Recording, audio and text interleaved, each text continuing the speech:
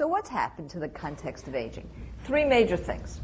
First of all, the context of aging has changed with regard to status. How old are you? It depends what part of you you're looking at, what you're measuring, when you're measuring it, and for what purpose you're measuring it. Age isn't a number. There's not a time at which we grow old, and I can prove it. The government has changed. Social Security in the USA, for me, will not come when I'm 65 years old. Why not? I'm too young, right? So I won't be entitled to full Social Security till I'm 66 years old. Others younger than me won't be entitled till they're 67 years old. On the other hand, you cannot discriminate against old people in the workplace. How old is old? 40, right? The AARP starts now at 50, true? So we don't even know what we're talking about when we talk about a number anymore. And that does very definitely affect healthcare, and I'll show you how. Insurance. Hello.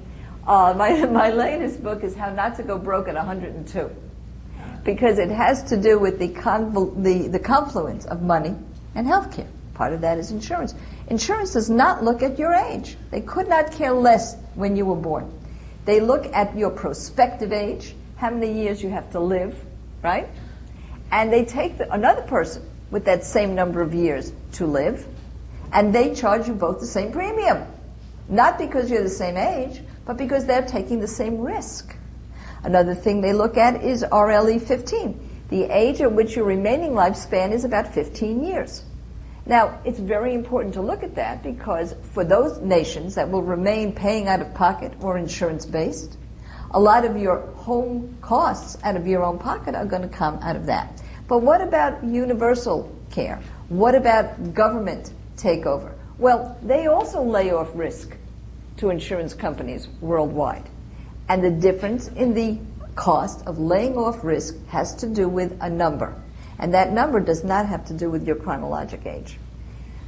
Same age, different premium.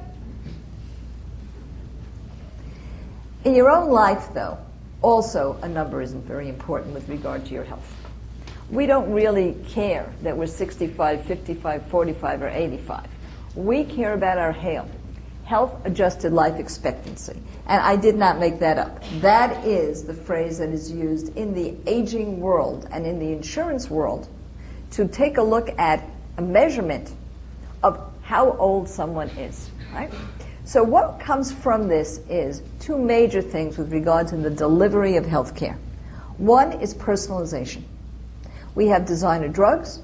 We know that people with different kinds of DNA and genetics react differently to a diabetes drug, to a cancer medication, to chemo, to thyroid, and more we are getting down to being able to deliver our pharmaceuticals for you personally.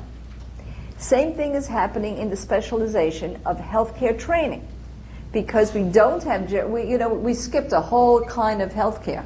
There are only 600 true geriatricians in the country, people who deal with the old because the internists felt they could do it. Well, we're not going to have geriatricians just because we're growing older. We're going to have legatricians and iatricians and hair follicle attricians, because we're going to have much more specialized ways of dealing with each part of you because we know so much more about each part of you.